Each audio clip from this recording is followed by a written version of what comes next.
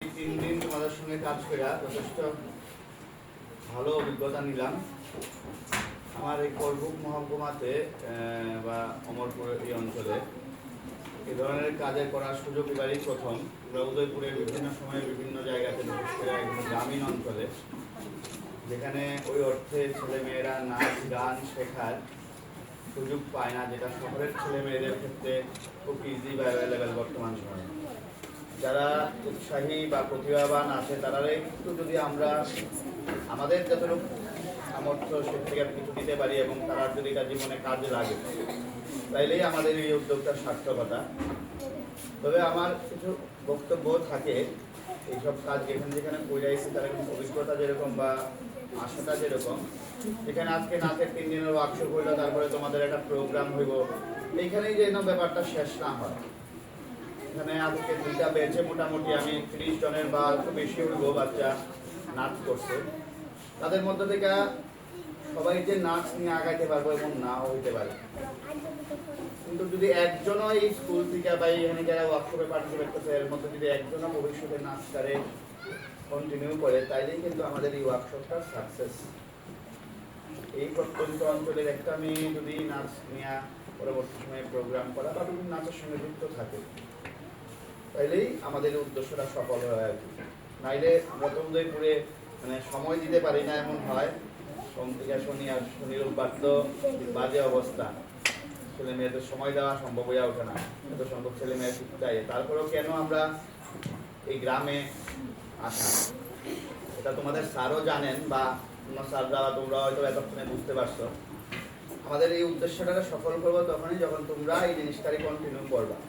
স্কুলে বিভিন্ন প্রোগ্রামে স্কুলের হইয়া যখন তোমাদের ইন্টার স্কুল প্রোগ্রাম হয় বা ডিস্ট্রিক্ট লেভেলের প্রোগ্রাম হয়, সেগুলোর মধ্যে থেকে স্কুল থেকে যাতে একটা টিম যান, যে কলা উৎসব আছে বা এই ধরনের যেই কলা উৎসব যদি হয়, ধামাইল নাচ, তার ক্রাইটেরিয়া থাকে 4 জন বা 5 জন, 5 জনে মিলে ফোক যে ডান্স, এটার মধ্যে তোমরা পার্টিসিপেট করতে পারো।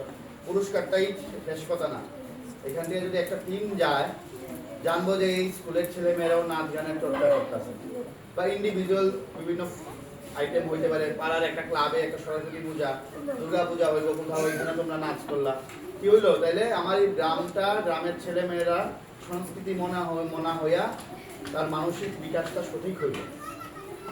রবীন্দ্রনাথ, নজরুল, সুকান্ত, সলিল, আরো আমাদের অনেক মনীষী আছে যারা আমরা দিন রাত যাপন করি, সেগুলি পৃথিবীরা মানুষের মনে, বিশেষ করে তোমাদের মতো ছেলে মেয়েদের মনে আস্তে আস্তে এগুলা স্থান করে নিব, তখনই উদ্দেশ্যটা সফল হবে।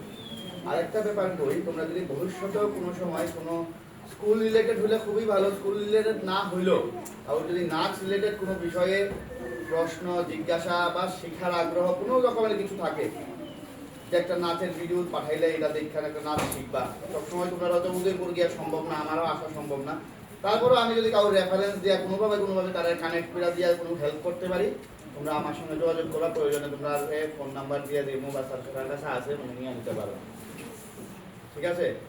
আর যে কথাটা বলে আজকের অনুষ্ঠানের শেষের দিকে আমি আমার কথা শেষ করি, সেটা হলো এই যে এক নতুন বাজার স্কুল, হাই স্কুল, এই স্কুলের টিচাররা এবং তোমাদের যে HM স্যার আছেন তাদেরকে আমি বিশেষভাবে ধন্যবাদ জানাই যে এরকম একটা আয়োজন করার জন্য, যেটা তোমাদের যেমন খুবই লাভ হলো, ওয়ান টাইম লাভের বিষয় না, এটা যদি তোমরা করতে পারো, বিশেষ করে যারা ছোটরা 6, 7, 8 যারা আসো, তারা অনেকদিন পর্যন্ত স্কুলের হইয়া এই কাজটা করতে পারবা যদি তোমরা তোমাদের ফ্যামিলি এই জিনিসটারে কন্টিনিউ করে। এবং আমি টিচারদের কাছেও একটা আবেদন রাখুন যে বাচ্চারা যদি এই ধরনের কোনো সুযোগ হয় আরও করতে চায়, আপনারা প্রয়োজনে আসেনি, হয়তো বা স্যার বেশি দিন থাকতেন না, স্যার বোধহয় অগাস্ট পর্যন্ত আসেন এখানে, তারপরে বাকি যে স্যাররা থাকেন প্রয়োজনে আপনারা একটু দেখবেন বাচ্চারা যাতে একটু ভালো করে কিছু করাই দেওয়া যায়।